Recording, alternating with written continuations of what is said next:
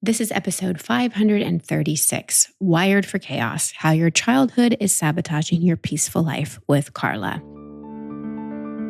Welcome to Life Coaching with Christine Hassler, a space where truth and love come together to guide you back to your truest self. Hi, I'm Christine, a master coach, author, and spiritual psychologist. For over 20 years, I've supported people through the deep work of letting go, waking up, and coming home to who they truly are. Each week, you'll hear an unedited, unscripted coaching session with someone moving through a challenge or block in their life. These are tender and powerful conversations where deep healing happens in real time. Even though I'm coaching someone else, you will hear yourself in their story. This is a place where you will feel seen and supported and walk away with insight, emotional relief, and tools you can apply in your own life. Let's dive into today's session. Hey everybody, welcome back to the show. This is such an important episode and a reminder to those of you that have been working on yourself for a really long time to celebrate, recognize, and embody all the progress that you've made. I've said this many times before on this show and elsewhere. One of the downsides of personal development is we can get addicted to continuing to find a problem and actually not embody the progress we're making and step into the reality that we're creating. And this is a perfect example in today's coaching call with Carla, who's come from a lot of childhood chaos and has done a ton of rewiring and reprogramming and has stepped into a healthy, stable, consistent relationship that she's questioning. She's having a really hard time being in her peaceful, stable life, even though probably as a child, it's the thing she's longed for most. So we unpack this, and I give Carla and hopefully you a little bit of a reminder, a bit of a pep talk of how important it is to acknowledge yourself for how far you've come. You cannot underestimate the impact childhood has on us. It does not have to be a curse, right? I've said many times it's never too late to have a great childhood, but it doesn't just happen. It does require some work and some reprogramming. And if we had a lot of trauma in our childhood, like Carla did and like so many of you did, you've got to cut yourself some slack in terms of it can take a little while to feel like you're actually rewiring things and reshaping things. It's not an overnight process. It does happen and it can happen. And what slows it down so much is not recognizing that it is happening. It's so important to that younger part of you to show them, hey, look, this is different. And if you know you've still got some inner child work to do and you're looking for a way to do it, I highly encourage you come and join me for my inner child course. I've completed teaching the live version, but the evergreen is always available. You can grab that at christinehassler.com/innerchild.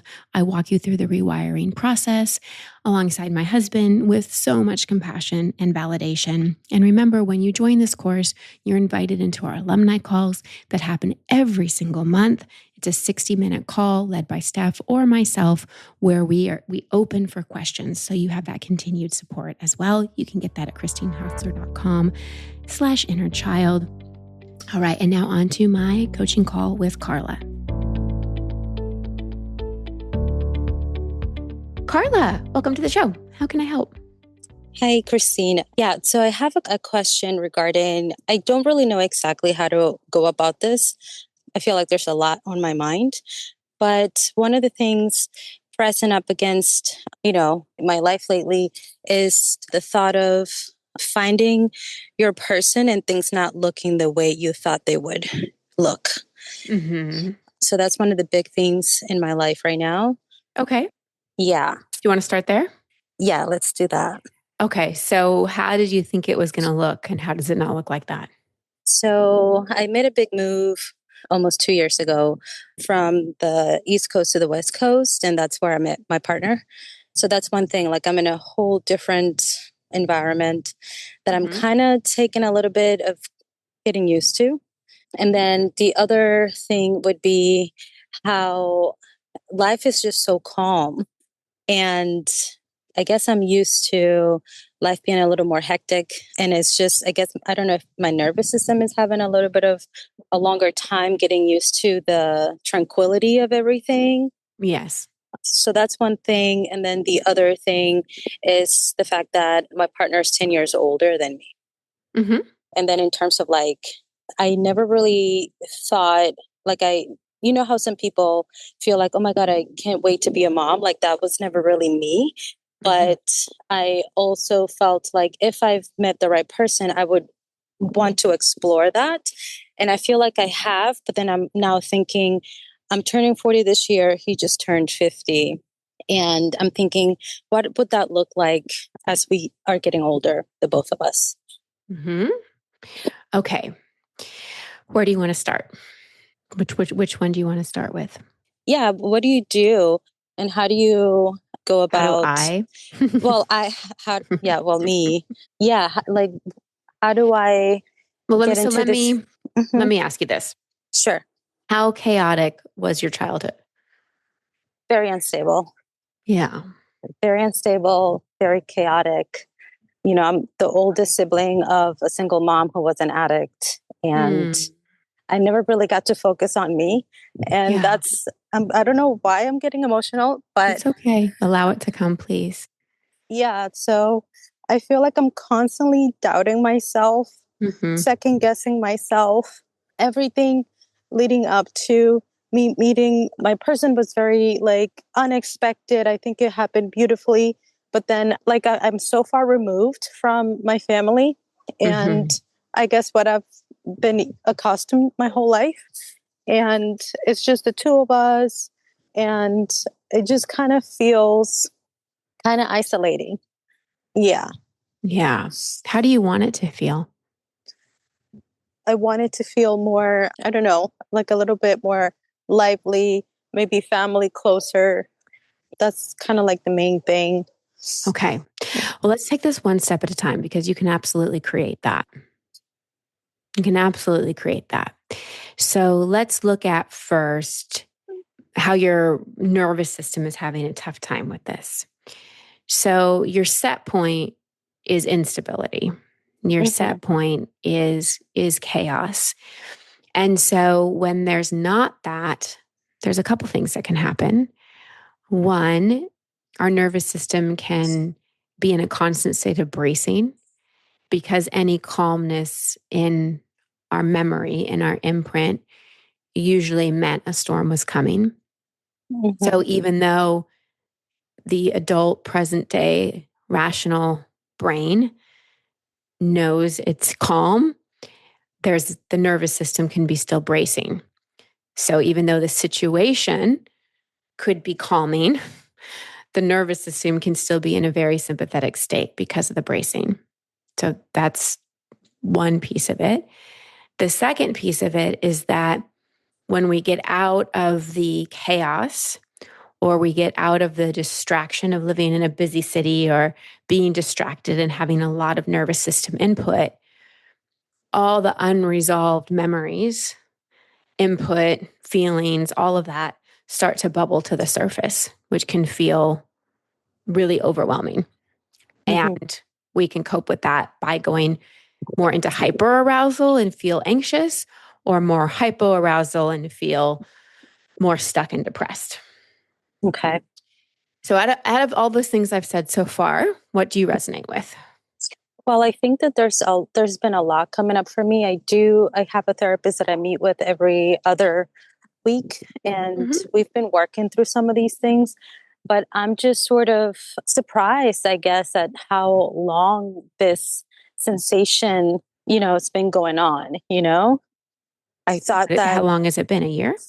we made it official, yeah, in July. Like we were, living together unofficially the year prior, but then I made the move, and yeah, so I made it official in July. Yeah. Okay. And you have 40 years of the other way, Yes. Well, right? yeah. Hmm. Yeah.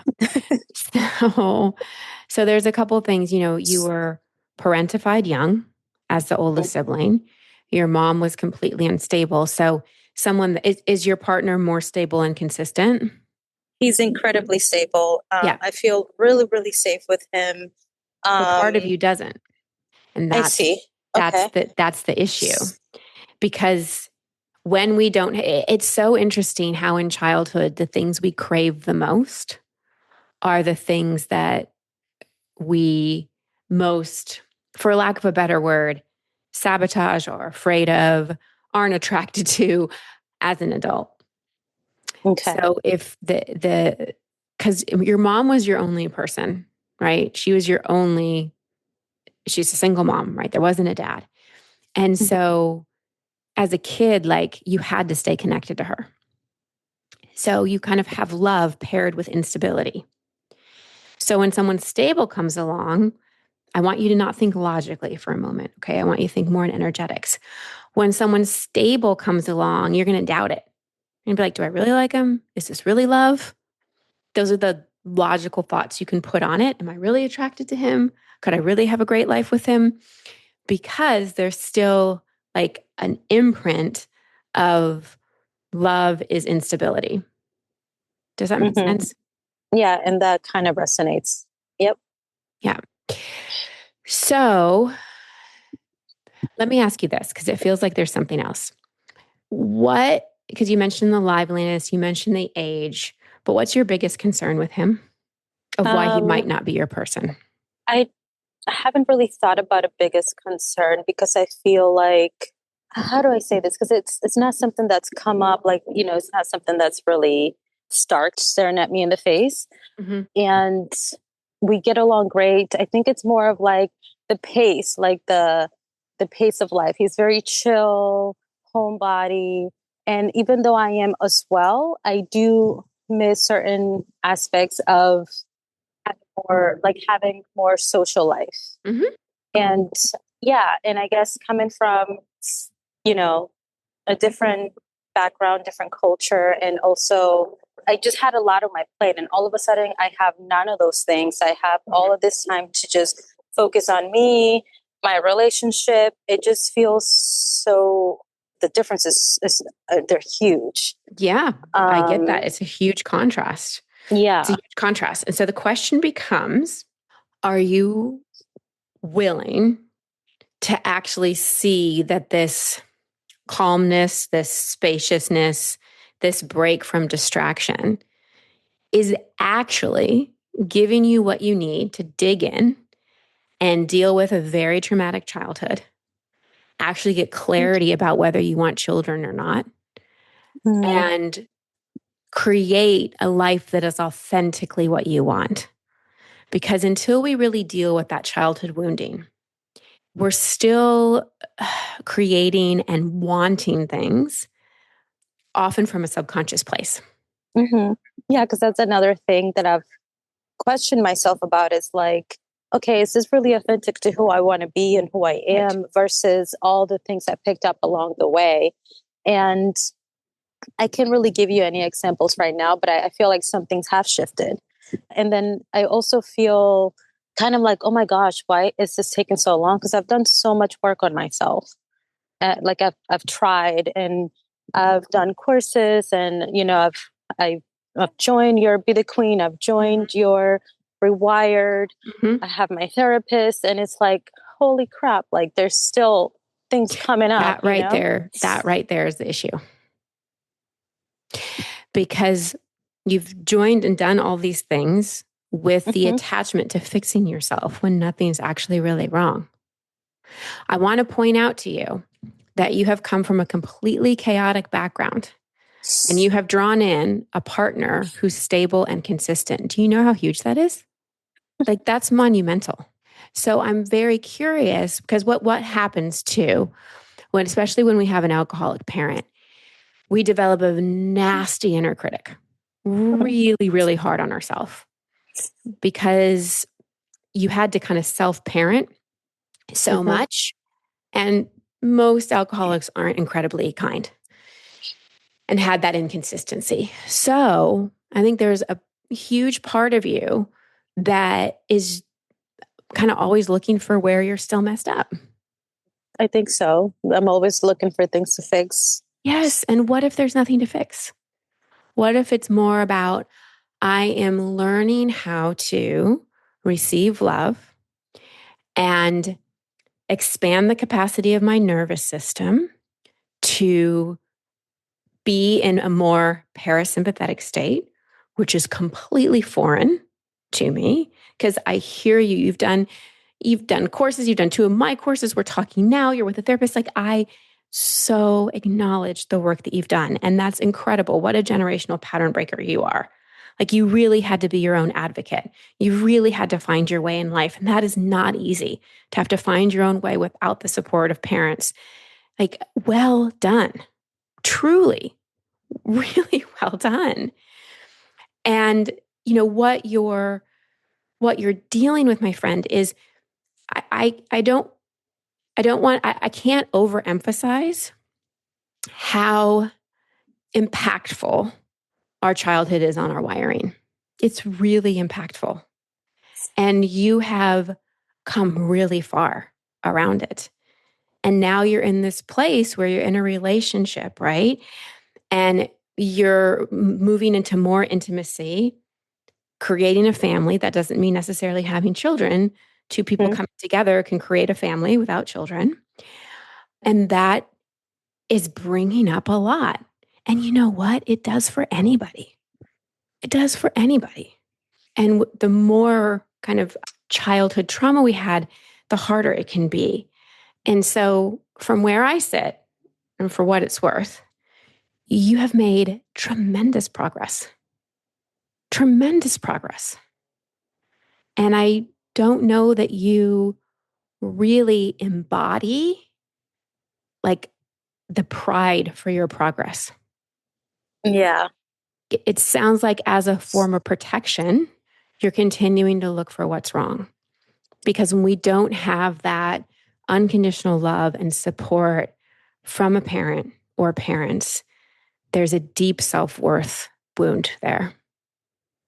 And I just want you to know you are so worthy of love. You're worthy of calm. You're worthy of everything that you dream of. So what comes up Thank for you you. as I say that? Some grief. Tell me about that. Well, I feel like I don't know, I feel like I wanted to do so much with my life that I feel like I just haven't been able to do because, and to be honest, like if you were to ask me, oh, what's that? I don't even know what that is, you know? Yeah. Can I tell you, from my standpoint, what the most important thing to do in your life is? Okay. It's what you've been doing. We, in this world, in this culture, get so obsessed with vocation and impact and all of those things. But really, we're here for soul ascension. We're here to break generational patterns. And you have really liberated yourself from what could have been a really toxic, traumatic narrative. And that is the most important thing you could ever do. But again, and this is just my opinion, take it for what it's worth. Until you really see that and own that, it's going to be hard to be impactful in any other way, because you're missing the most impactful thing about yourself. And without embodying that, how will you ever tap in to your most true authenticity if you're not owning and celebrating the most real thing about yourself? Yeah. Which is, you woke up in this lifetime. Yeah. You broke a generational pattern. Yeah, it feels that way, but it also feels like kind of lonely being the only person in my family to try to kind of for lack of a better words, kind of like wake up to, Yeah. Our family dysfunction, our, the whole ancestral drug addiction and, lack of parenting and abuse. Yeah, it's been hard. Yeah. So, since you've been in my courses and you've done work, may I be a little more direct? Yes, please. Okay. It sounds like you have a great partner. Is that true or not true? That is true. It sounds like, in terms of a healthy pick, this man is someone you could even air this podcast to, and you could have a conversation about it if you decided to. Like, Yes. he'd show up in that way. Okay. So, because of the childhood you had, my guess is there's still a younger part of you that wants to fight for your biological family. has grief, fantasies about them, what they could be like. And instead of stepping fully into the family you could create with this man, and again, that doesn't mean children, unless that's something that you want, that you're sort of split between still kind of fighting for a biological family and wanting them to be something they're probably not ever going to choose to be, and like fully stepping in to the life with this man. It feels like you're split between two worlds. Yeah, I never thought of it like that, but maybe perhaps there is a part of me that feels, yeah. Yeah. So as an experiment, I wonder what it would be like if for 3 months you fully stepped into the life you've created on the West Coast with this man. You stopped doubting it or paying attention or like really giving the fact that it's a little too quiet any airtime. Like you really fully embraced it just as an experiment.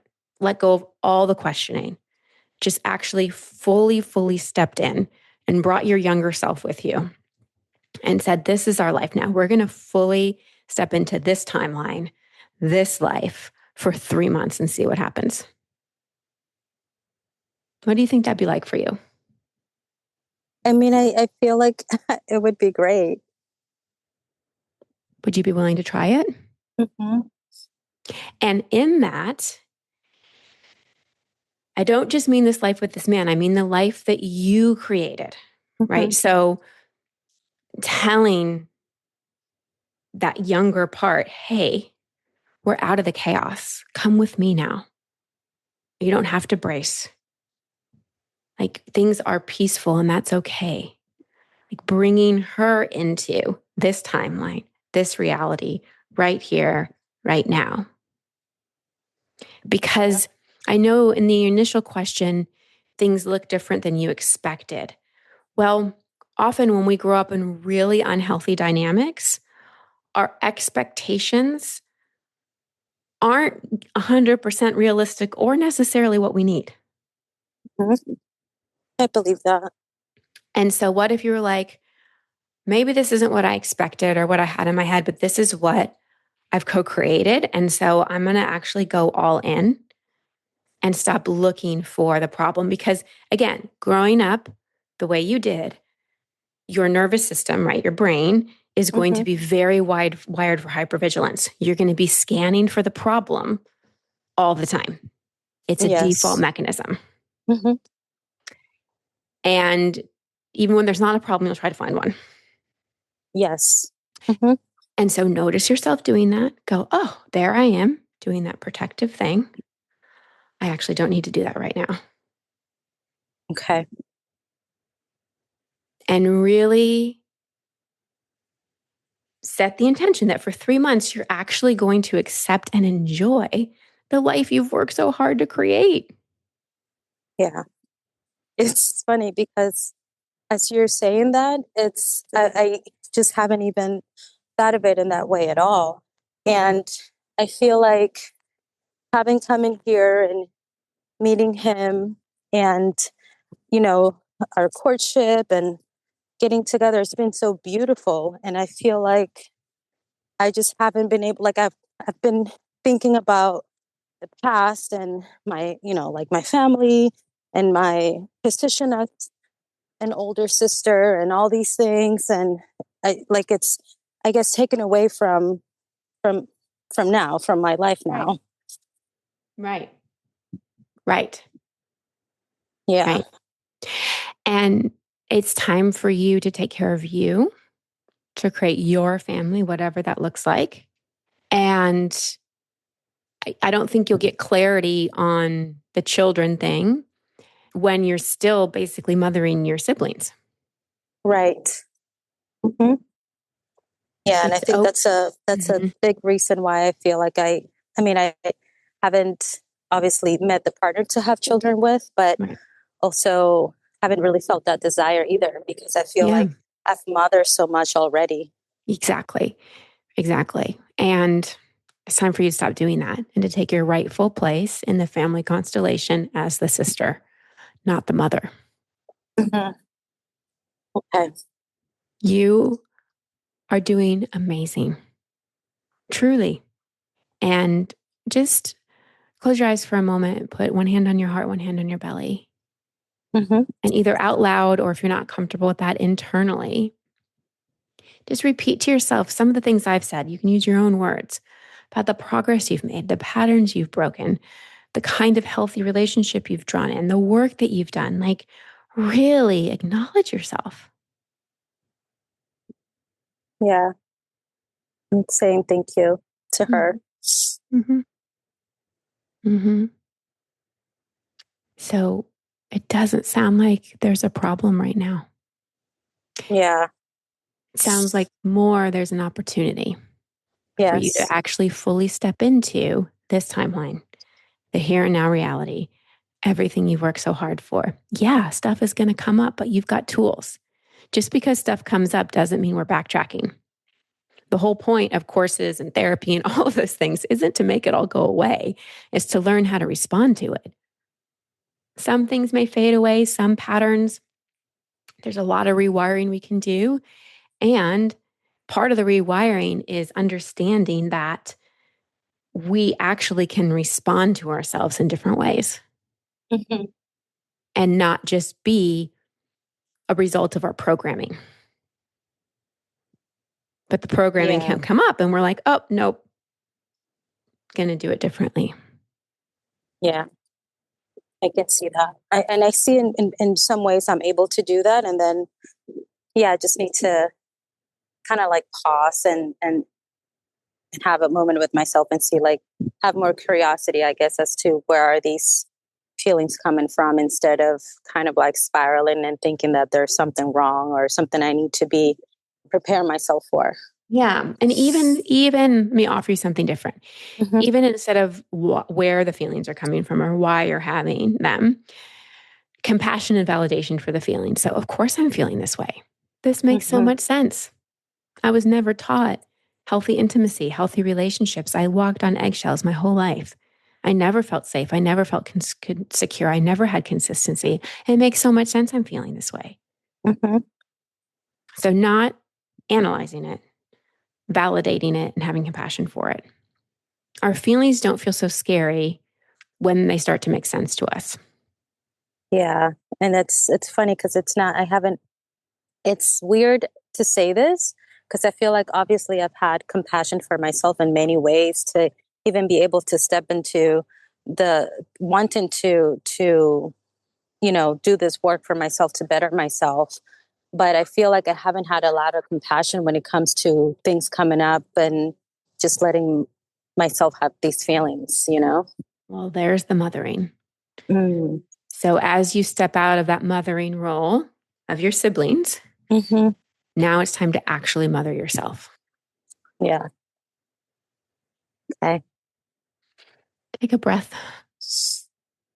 How are you feeling in your body now? I feel much better. Yeah. And notice this wasn't like we found some big problem and did some big process. It was really about getting you into the truth and reality of actually where you are. Yeah. I'm always reminded in conversations like this of that cartoon. It's been circulating for many years. I probably saw it when I was in high school, of a person in prison and they're trying to break out of the cell and they don't realize that the door behind them is actually open Mm. because they're so fixated on trying to like get out of the prison and someone let them out. But like all they need to do is turn around and walk through the door. Yeah. So doors open. Mm-hmm. And it's just Yeah. a consistent reminding your nervous system, like it's safe to come out of hypervigilance. And this takes time. Our wiring in childhood of our nervous system, it takes a little time to unravel, but it's happening. Otherwise, you wouldn't be where you are. You'd probably be an addict or in Mm-hmm. some kind of continued dissociative, codependent something. That's not your reality. No. Yeah. Thank goodness. Yeah. Yeah. Mhm. So the work is working. Okay. Oh, man. Yeah, I think so. I know so. I absolutely know so.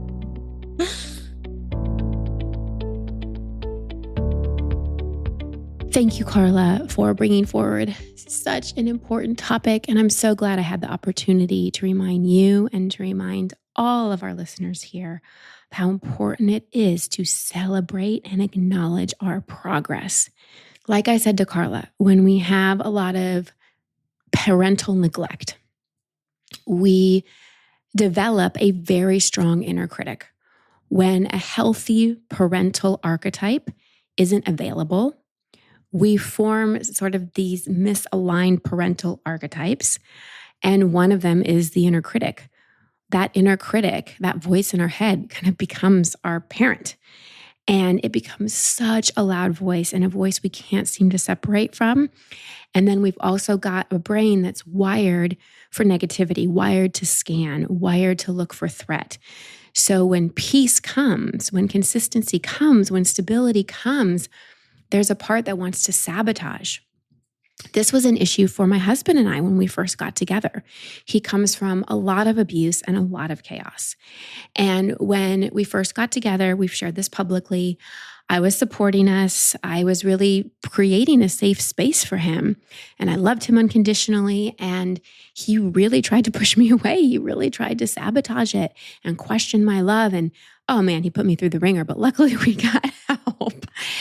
And there was a part of me that could see what was happening there. And all my stuff came up, all my patterns came up. And luckily, we both had the value for growth and we had support and we were able to get through it. But what I had to keep reminding myself and what he had to be reminded of is I'm not his parents, right? And there's a part of us as children that will project our childhood onto a safe environment. It's like the abused dog that goes into the safe home and flinches when the door opens or when someone lifts up their hand to grab a glass because they're expecting to be abused. And so when we have that kind of childhood, there's that expectation. And when peace comes, we start to look for the problem. And so what I want to offer you is the same thing I want to offer Carla. What if actually there's not a problem right now? What if you actually have emancipated yourself from that childhood and you have the ability to have a much different life right now? Can you invite yourself fully into that reality? And if you're listening, you feel like you haven't created that, no, you can. No, you absolutely are capable. You might need support. You might need guidance. You might need some help, but you absolutely can create that reality. And most importantly, please, no matter where you are, please acknowledge and embody the progress you have made because you have made progress. All right, everybody, that's our show for today. Sending you so much love and many blessings. Until next time. Thank you so much for tuning into this episode of Life Coaching. I hope something you heard today resonated with you and helped you to see yourself with more clarity and compassion. Remember, every shift, no matter how small you think it is part of your healing. If this episode supported you, please consider sharing it with a friend or leaving a review. It means the world to me. If you'd like to connect with me, come say hi on Instagram at Christine Hassler. And if you feel called to be coached live on the show, you can apply at christinehassler.com/waitlist. For courses, retreats, and more resources to support your journey, visit christinehassler.com. You're not alone in this journey, and I'm grateful to walk it with you. Until next time.